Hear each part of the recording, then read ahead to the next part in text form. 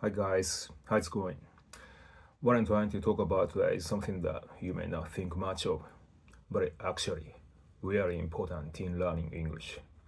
It's about how people in different cultures think about right and wrong, especially when they make mistakes.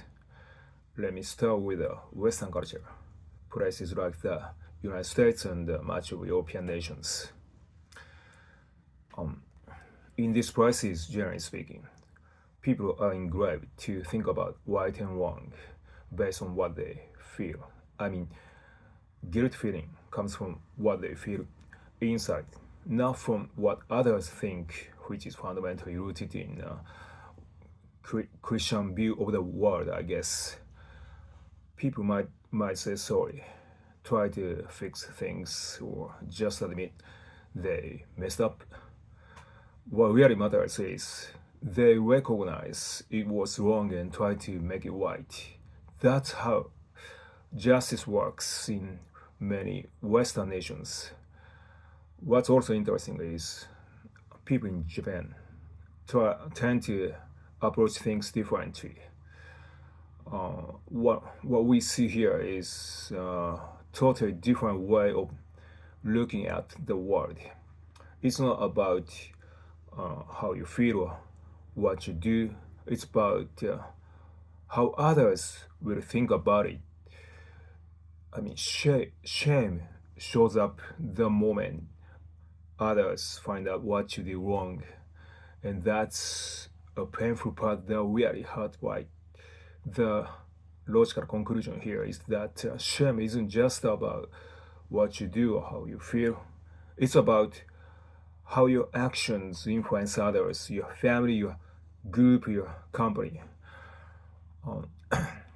Which is why people in Japan try really hard not to stand out in a bad way or causing trouble for others.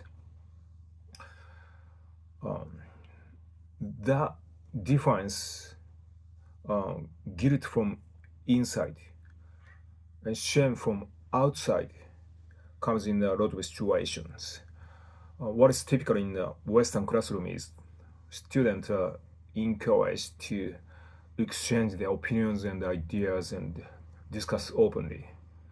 What is usually going on in Japan's classroom is that boys and girls are expected to listen carefully and respectfully to teachers' lecture as a fundamental style of learning.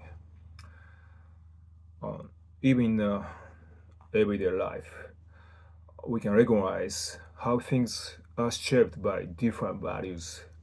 In Western business and social situations, they really put a lot of emphasis on speaking up or taking initiatives, which is often regarded as indication of self-esteem and pride.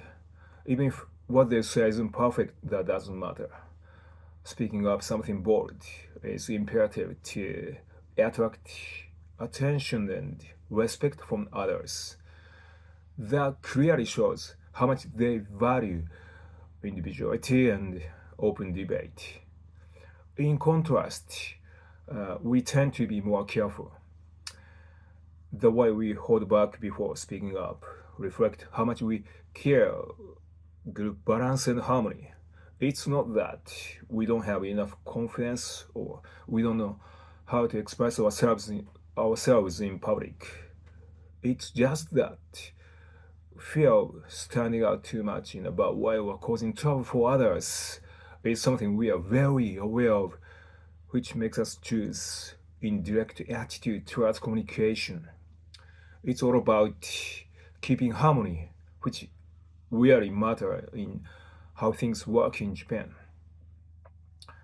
Um, Here's what I think.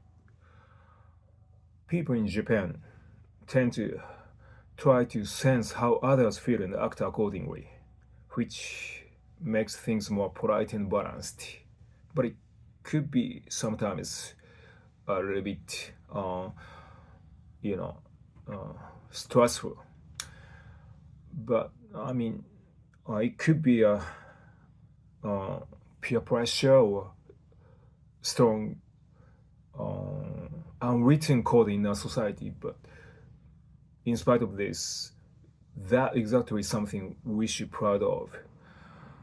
The thing is, recognizing that difference, divide between internalized logic of each language would allow us to rethink how we can approach learning foreign languages, especially when it comes to making mistakes, presenting ourselves in public, above all, developing relationships beyond borders. What do you think about this? Thank you for watching.